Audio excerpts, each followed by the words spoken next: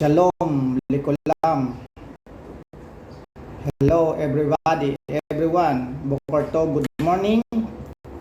Welcome po sa message sa umagang ito na ang title po ay One Atonement, Different Administration. The text is found in Hebrews chapter 10 verse 1 to 24. Yun po ang ating pag-uusapan sa umagang ito. One atonement. One way of atonement through Jesus Christ, but different administrations doon sa lumang tipan at sa bagong tipan. Ang atonement po ay paano po tayo nireconcile o nilapit sa ating God kasi tayo po ay nahiwalay sa God. But while waiting for others to log into this message for today, let me take again this opportunity to present the gospel of our salvation kasi yun po ang pinaka-importanting message sa buong Biblia, ang ginawa ni Jesus Christ. The message, the good message or Evangelyo na tayo po talaga ay naligtas sa magitan ni Jesus Christ, no? Kasi bakit tayo saan tayo niligtas? Sa kapahamakan. Bakit tayo napapahamak? Kasi tayo po ay nagkasala and fall short of the glory of God. Sabi sa Romans 3:23, for all have sinned and fall short of the glory of God. One way po tayo nagkasala because of Adam, nagkasala siya at namana natin yung nature niya, kaya nga we are all sinners. At the same time, yung God ay banal, very holy talaga siya, walang makakalapit sa kanyang kasalanan. So yun ang dilemma, yun ang problem na tayong lahat ng tao ay makasalanan, hindi tayo makalapit sa Holy God. Kaya binigay ng God ang kanyang bugtong na anak na si Jesus Christ. At sabi sa John 3:16, for God so loved the world that He gave His only begotten Son, that whoever believes in Him shall not perish but have everlasting life. Yun po ang gospel is about the work and person of Jesus Christ. At ma-appropriate lamang ang mga ginawa ni Jesus Christ sa atin if we believe in Him, we trust in Him. Kasi siya po ang ating kaligtasan talaga. Siya yung umako sa ating mga parusa. Siya yung naparusahan para sa ating mga kasalanan na maniniwala sa Kanya. At the same time, yung Kanyang righteousness na perfect ay ipinalit sa ating self-righteousness na hindi nakaabot sa panuntunan ng God. Kaya nga, for all have sinned and fall short of the glory of God.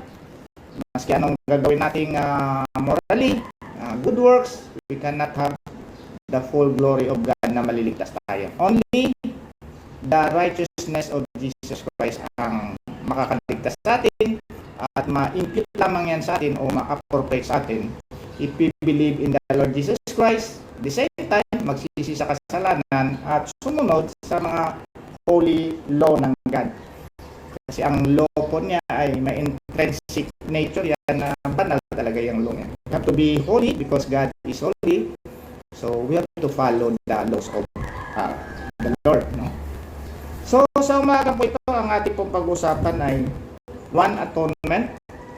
Sa lamang ang kaparaanan kung paano tayo mapagkasundo sa God sa pamagitan ni Jesus Christ. Pero different administrations na ating papaliwanag po doon po sa ating babasahin ngayon.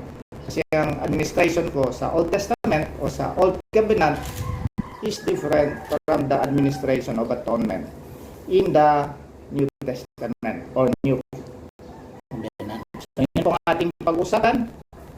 One atonement, different administrations or different administration paraan. The text is found in Hebrews chapter 10 verse 1 to 24. Doon po ang ating babasahin as springboard sa ating pag-uusapan. I hope okay itong ating audio dito kasi sometimes hindi ko maintindihan itong FB Live. Okay naman minsan hindi okay. So I hope we will pray na maging okay din naman ito.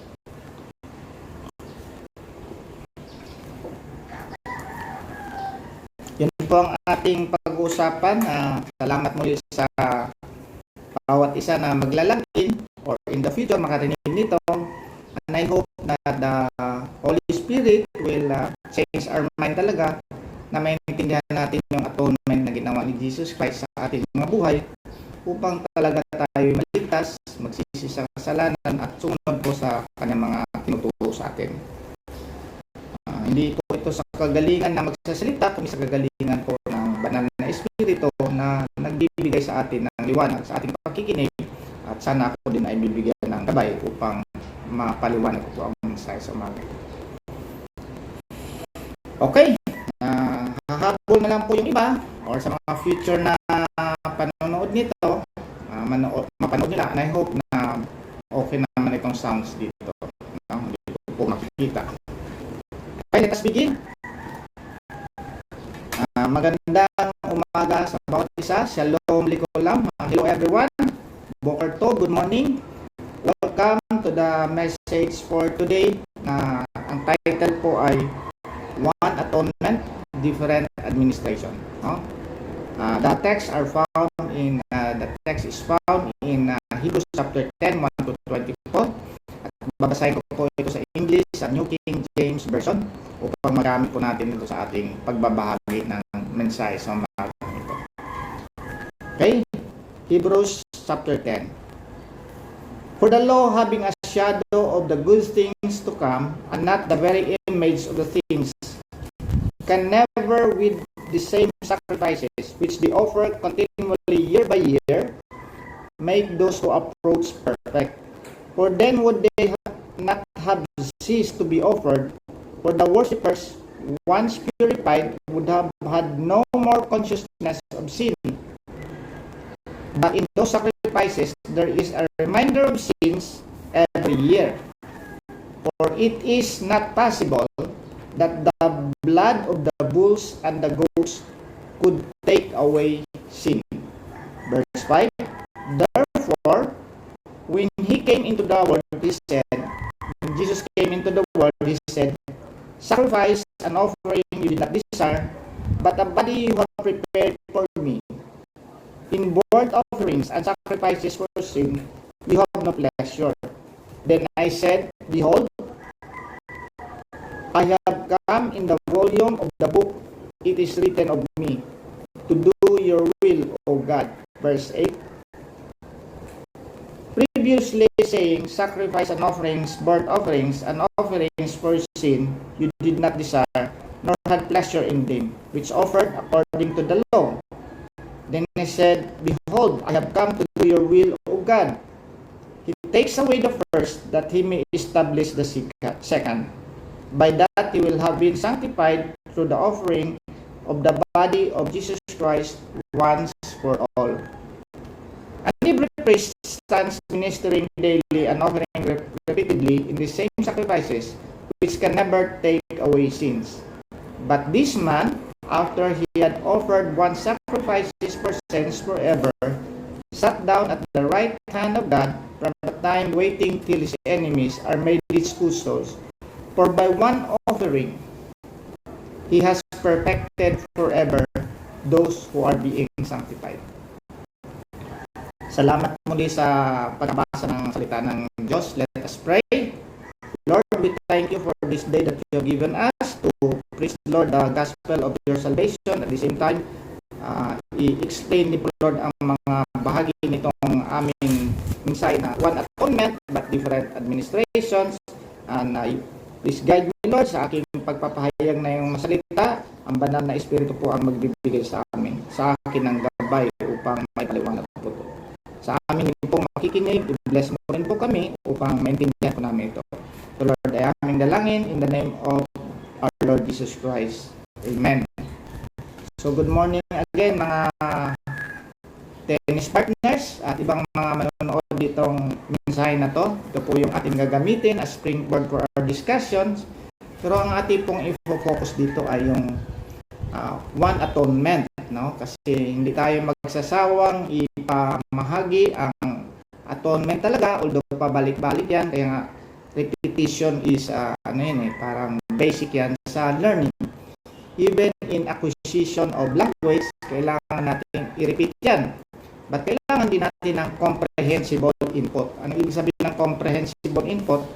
Dapat ang ating mga sinasabi ay nasa level na halos maintindihan ng mga tao. So sa umagang po ito, ang ating pong topic ay one, atonement. Ano ba ito yung atonement? Ito yung substitutionary atonement in Jesus Christ.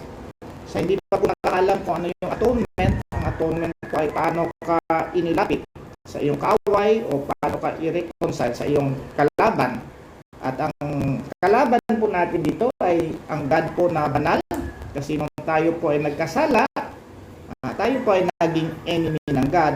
At ang wrath ng God, ang galit ng God ay nakatuon yan sa atin. At binibigay talaga yan, ibibigay talaga yan sa hindi ma-reconcile sa Kanya. So ang atonement po ay unahan na natin. Ang atonement po is the work of Jesus Christ. Pwede natin sabihin the person and work of Jesus Christ.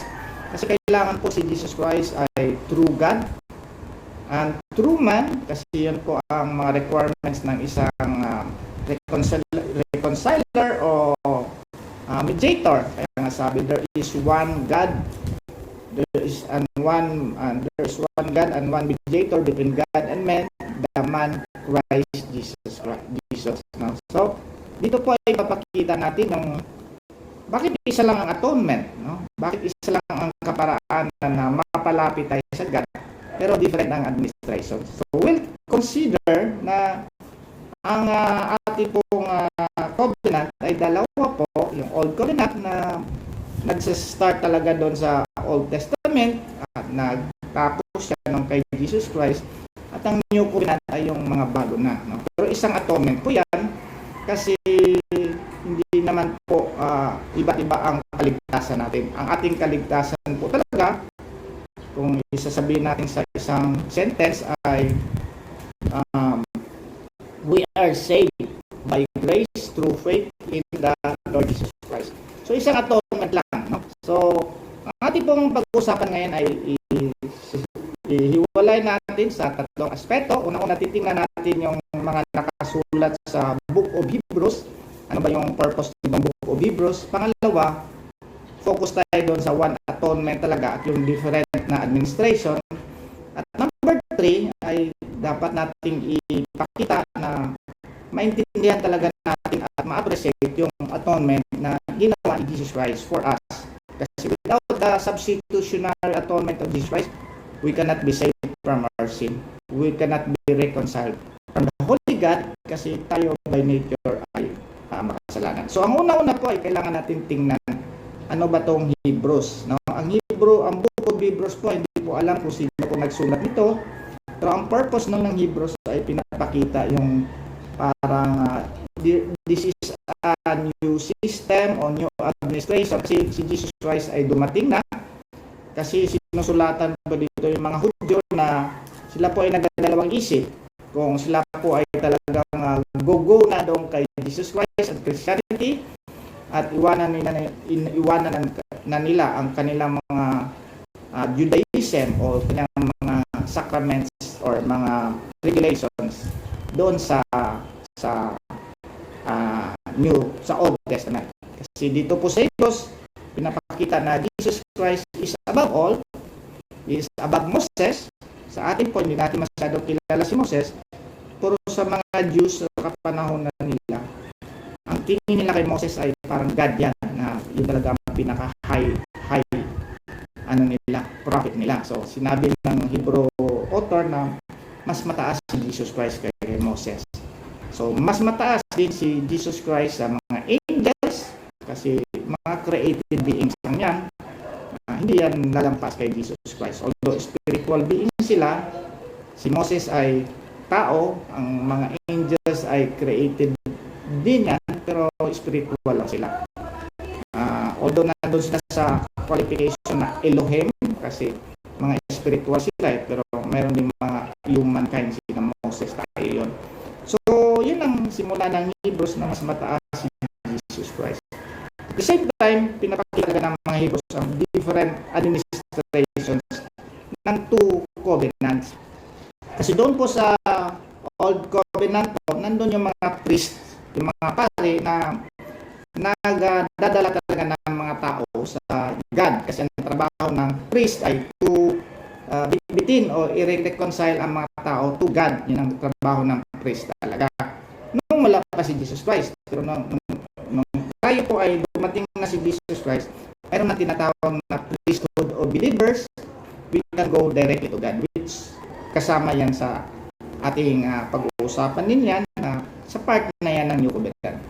Pangalawa po, nandun yung mga place of worship like the altars, the temples, and nandun yung mga sanctuary, the altars, kasi sina Noah, gumagawa sila ng altar, no? Sina Abraham, gumagawa sila ng altar, doon sila nag-offer para maparating nila ang kanilang sacrifices doon sa God.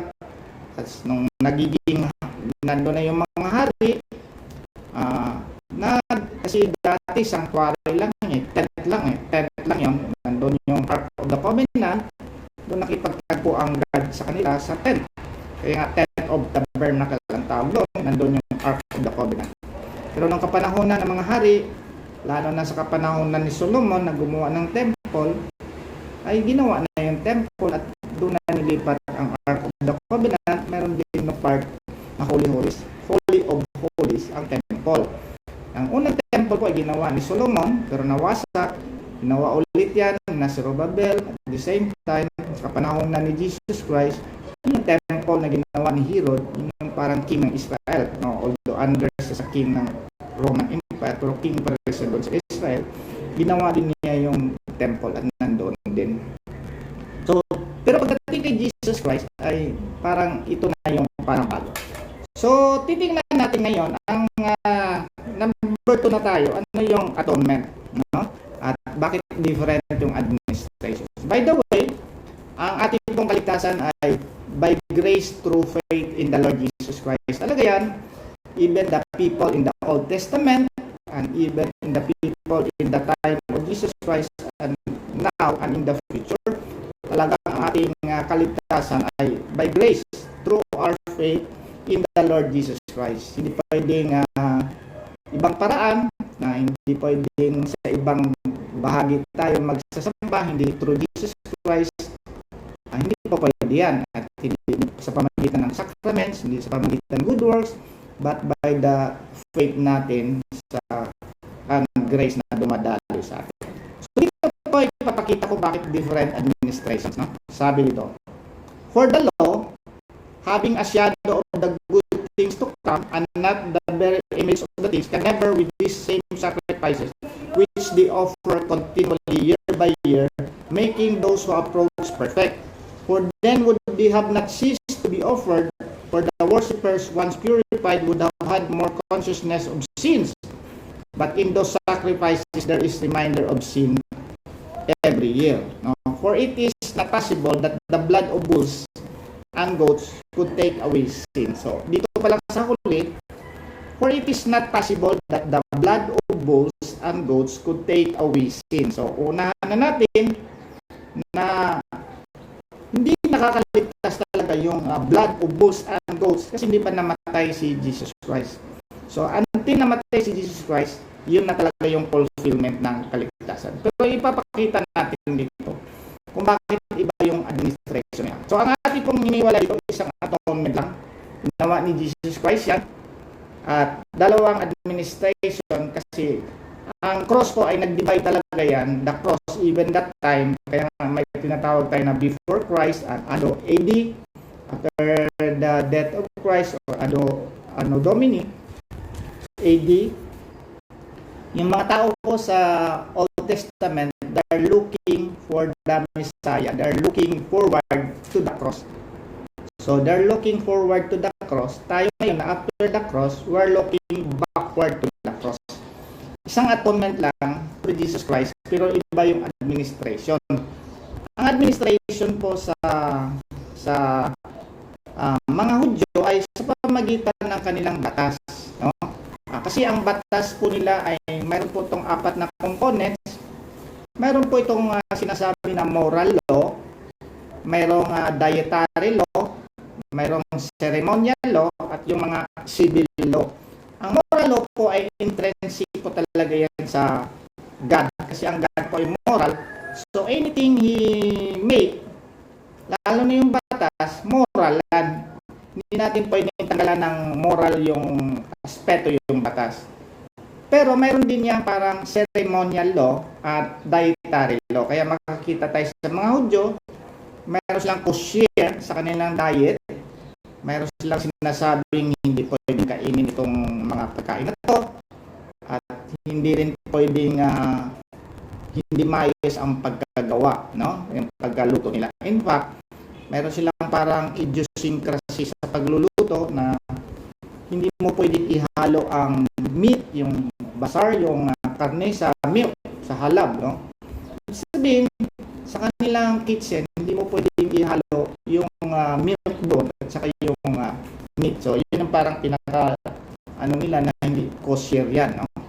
So, example lang yan ng mga kasi talagang dinisign sila ng God para hindi sila makapagpangit ba ang kapitbahay, kasi sila ay naglalakad sa disyerto, maraming mga nakapalibot sa ng mga pagan nations, at ginawa ng God talaga na dapat sumunod kayo kung anong kakainin. Hindi po kayo pwedeng mangamit bahay kasi hindi kayo makakain doon, bawal yung pagkain doon. Kasi kayo kung hahainan kayo ng pagkain doon, baka ang pagkagawa ay hindi maganda.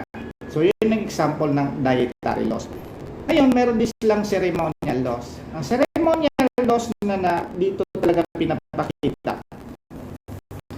yung sacrifice of bulls and cows and sheep and goats, no? O kung mahirap-hirap ka, kalapati, something like that.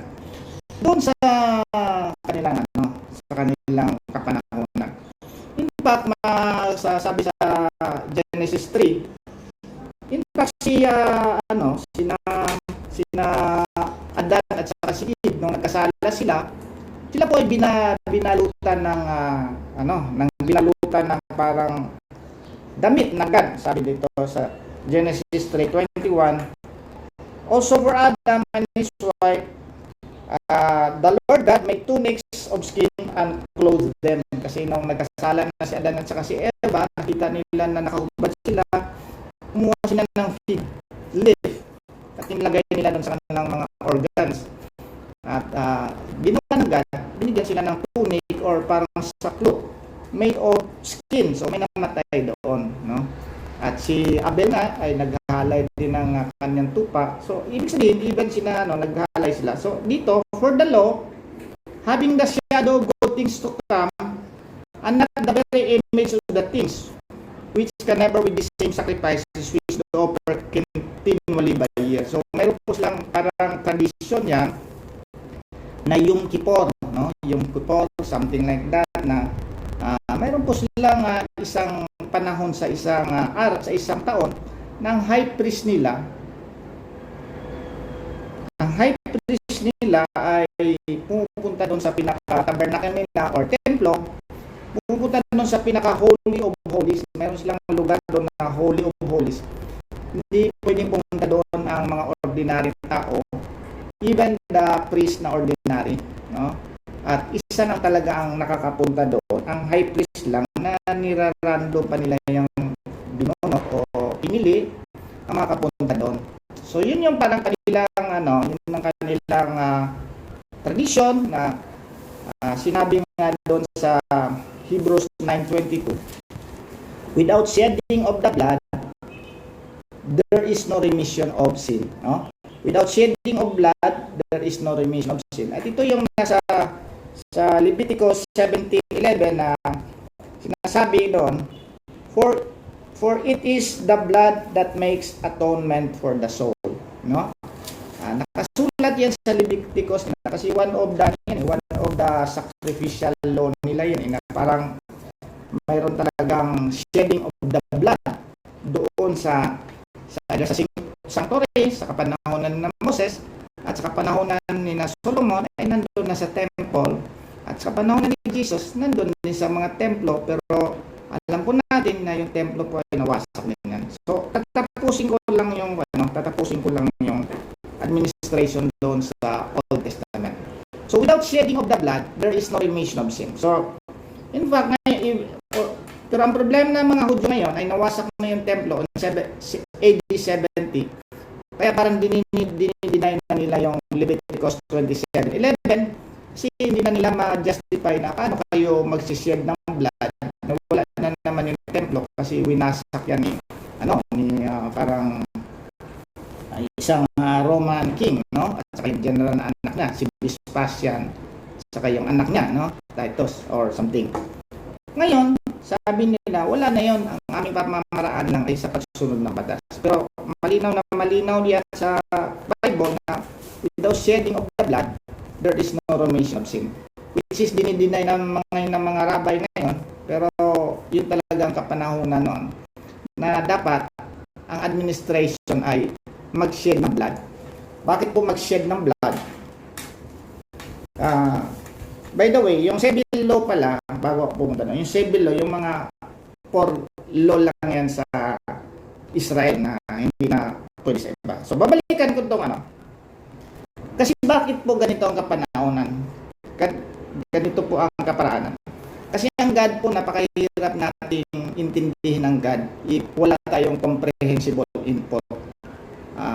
Kailangan dahan-dahan ipaintindi sa God sa atin bago dumating si Jesus Christ. Kasi kung dumating kaagad si Jesus Christ, hindi natin maintindihan kung bakit siya dapat mamatay doon sa krus at dapat niyang sundin ang lahat ng mga utos galing simula ng kanyang pagkabata, at hindi natin maintindihan kung bakit kailangan niya magkatawang tao at kailangan din niyang pure God o true God.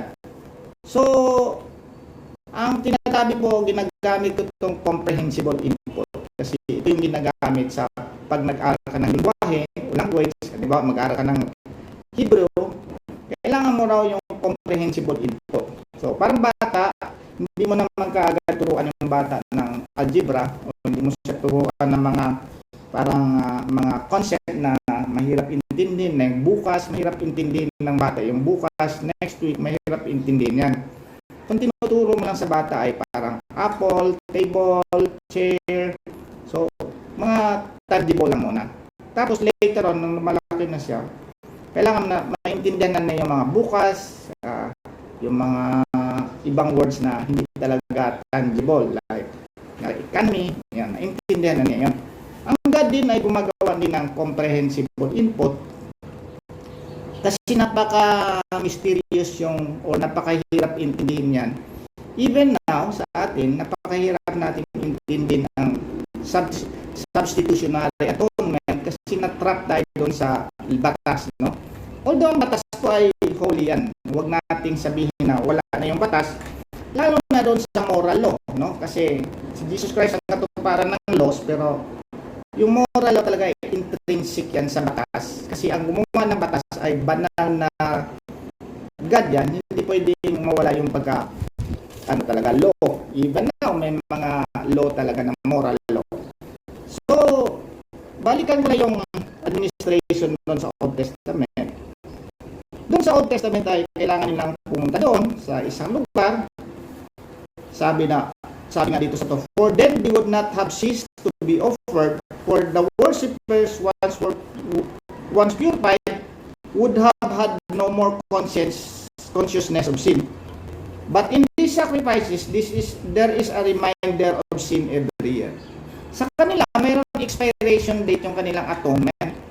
So, kalimbawa, nagbuhos na sila ng dugo doon, parang inisip na, okay, malinis na kami for 1 year, pero after 1 year, mayroon silang reminder na kailangan ulit magbuhos sila ng dugo. Kaya nga sinasabi dito, paulit-ulit.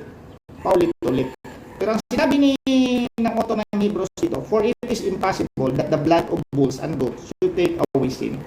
So, bakit ko po in-explain na ito?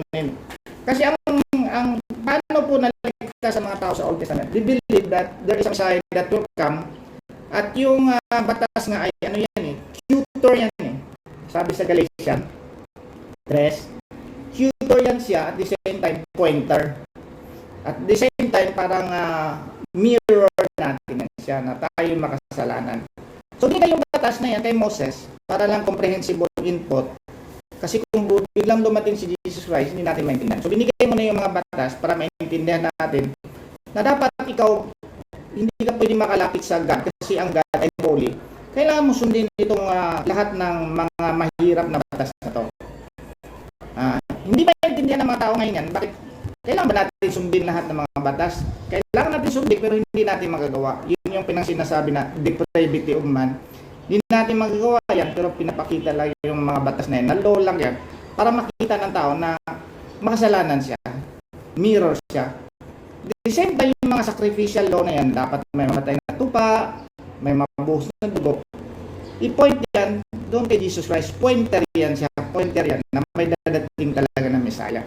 So in Old Testament, they are saying, by their faith pa rin, kasi they believe na if they offered sacrifice, although hindi nakilala pa talaga kung sino yung eventual na isacrifice talaga, alam nila na may dadating na tagapag-atone talaga. Pero naniniwala sila doon sa kanilang mga ginagawa na magbuhos din sila ng dugo doon. So, pero pinapakita na dito kasi nga, sabi ko nga, ang Hebrews ay parang systematic, systems presentation nito na. Ito yung system of administration ng atonement. Pero this time, ito na yung system of administration. Ito na ngayon ang system of administration ni Jesus Christ. Sabi ni Jesus Christ, therefore, when He came into the world, referring to Jesus Christ ito, sacrifice and offering, you did not desire. Kausap niya ang God dito.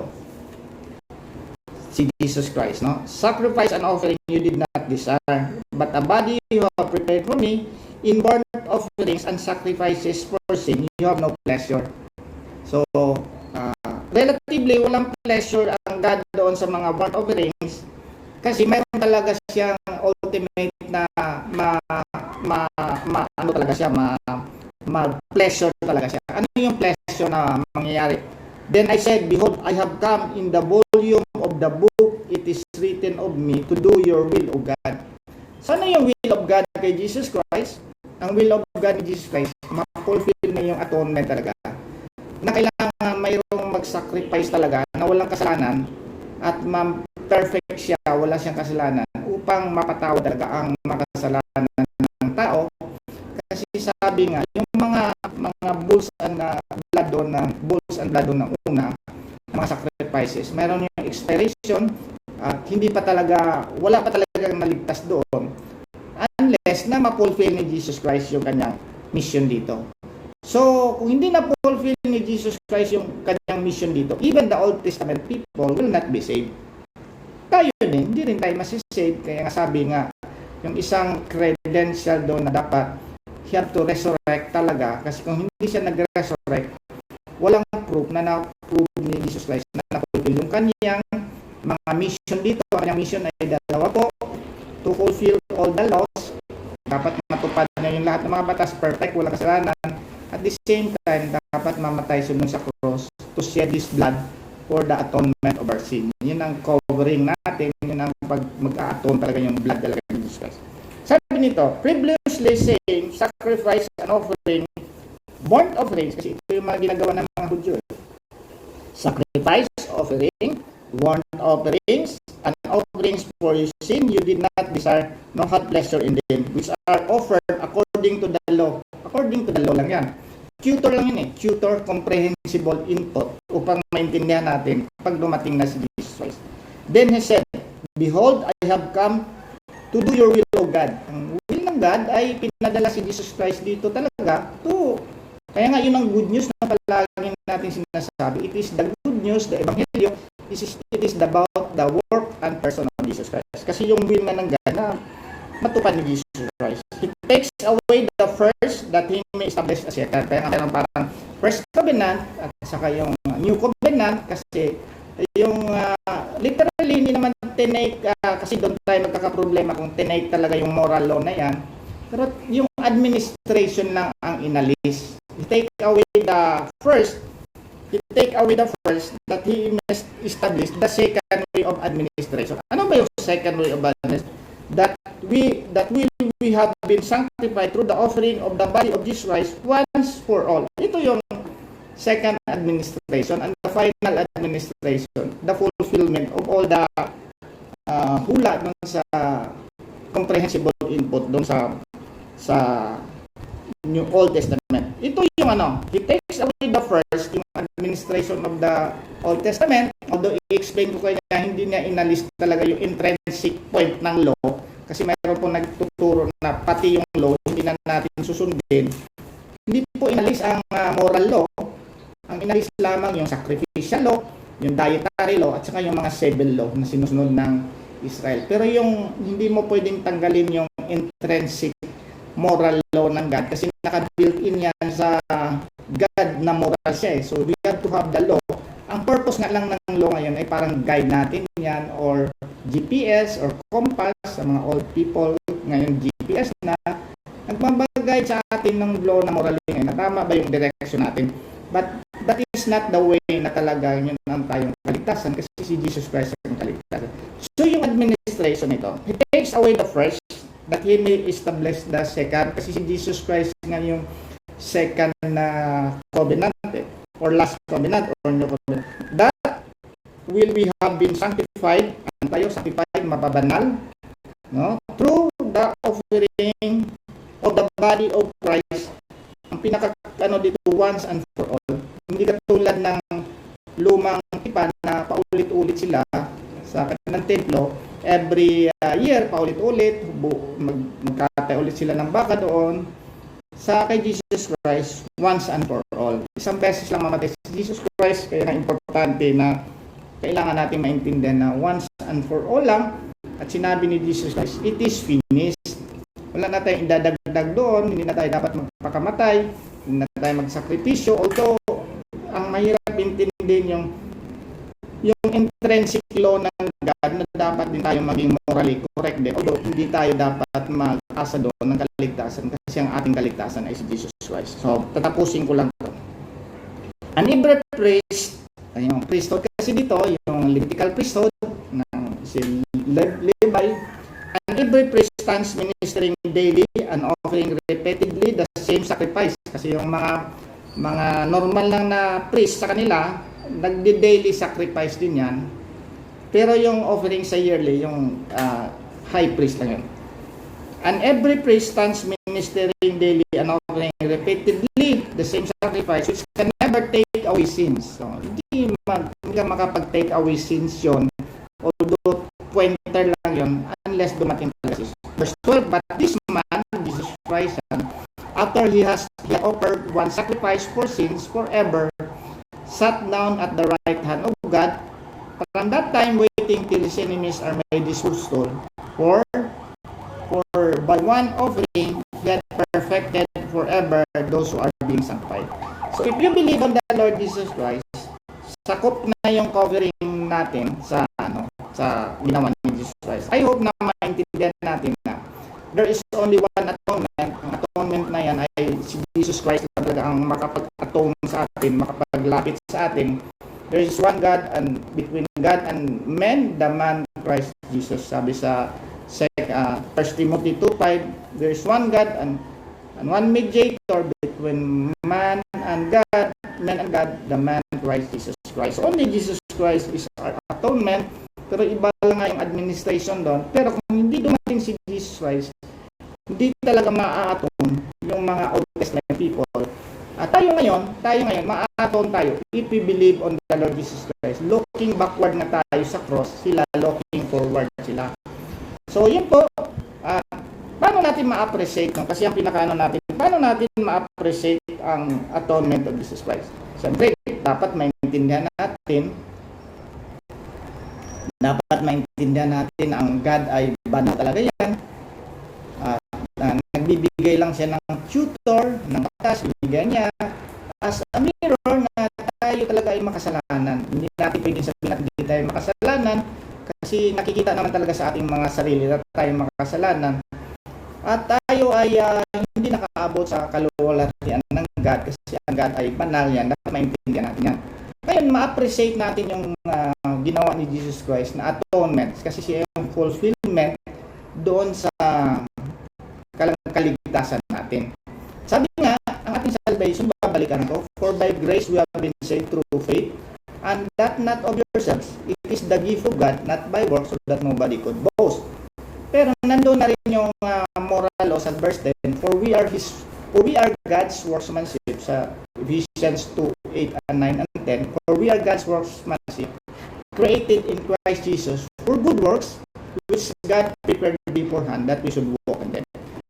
Ang administration lang ng paano mag-atone ang God, pero tayo ay meron din tayong responsibility to be holy kasi God is holy, kasi nabago na po ang ating nature, at tayo ay kasama ng God. So if we are still having sin, hindi tayo talagang maligtas, pero dapat maintindihan natin ang ating kaligtasan hindi sa pagsunod, kundi sa ginawa ni Jesus Christ. Tayo lamang ay susunod dahil talaga nagiging holy din talaga. Tayo din ay ginawang holy tayo at hinanda na yung lalakaran natin at gagawa tayo ng good works that we should walk in them. So, paano natin ma-appreciate ang atonement ni God, ni Jesus Christ? Kaya nga sabi, for God so loved the world that He gave His only begotten Son, Jesus Christ, that whoever believes in Him should not perish but have everlasting life. Kailangan natin maniwala talaga tayo na siya yung talagang nag-atone sa atin. Siya yung namatay doon sa krus. Ang kanyang dugo ay nabuhos para sa ating atonement. At the same time, meron siyang perfect righteousness na dapat malapat din sa atin. At the same time, magtiwala tayo na hindi tayo mapaparusahan kasi pinarusahan na ang mga mga kasalanan ng maniniwala kay Jesus Christ. So, salamat muli sa mensahe ito at paulit-ulit na natin sabihin kasi ang atonement ko, ang gospel ay napakaganda if we will understand talaga kung ano talaga ang ating kalagayan.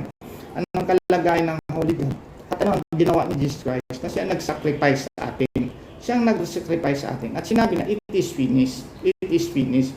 Yung kanyang ginawa doon ay siya yung priest, siya yung high priest, siya din yung sacrifice at hindi doon sa tambanan ng mga gawa lang ng mga tao, kundi doon talaga sa throne of grace, sa langit talaga inalay ni Jesus Christ ang kanyang dugo at siya nag-alay, siya yung high priest according to the order of Melchizedek, hindi siya according to the order of Levitical priesthood, at siya din yung the lamb that take away the sin of the whole world. Siya yung nabuhos doon. At na-accomplish niya yan kasi kaya nga nabuhay siya. Na-accomplish niya yan at he conquered death. Kaya nga ang death na hindi na tayo mamamatay kasi kung hindi po na-accomplish ni Jesus Christ, makaparusahan talaga, eternal death talaga. Mag-stay talaga tayo sa hell forever. Hindi talaga na-accomplish ni Jesus Christ. But as of now, ipanalangin natin ang mga tao po na maintindihan na kailangan mo talagang maniwala kay Jesus Christ na siya yung iyong tagapagligtas, yung kanyang ginawa ay sufficient enough to save you. Pero kailangan mo magsisi sa kasalanan at sumunod sa mga moral laws ng God kasi ginawa ka na nga niyang morally correct eh. So, kailangan natin yan. Hindi natin parang pilosopo na ay hindi na kami naniniwala doon sa law kasi hindi naman inalis or ibang package naman yung law doon. Yung ceremonial law, mga sacrifice, nawala na yun kasi si Jesus Christ na sacrifice. Yung mga dietary laws, nawala na yun kasi ano yan, ano lang yun eh, parang for the Jews lang yun. Yung mga civil law, ang natira na lang talaga yung moral law na basic yan kasi ang law nga is batas yan ng ginawa ng I hope na malinaw tayo dito. Ito ang pinapanalangin talaga natin. Tao po ay makakaganas sa kailangan ng salvation at mapit sa Jesus Christ. For God so loved the world that He gave His only begotten Son, that whoever believes in Him should not perish but have everlasting life. I hope na you will have everlasting life at ang aming prayer palagi at pinaulit-ulit, although sabi niyo paulit-ulit, hindi tayo magsawang paulit-ulit at manalangin tayo na maintindihan ito ng mga makikinig. Salamat muli at you have to believe on the Lord Jesus Christ in order to be saved. Let us pray. Panginoong Diyos na aming Ama, hindi po ay nagpapasalamat sa iyong anak na si Jesus Christ na binigay mo upang kami po ay matong sa aming makasalanan.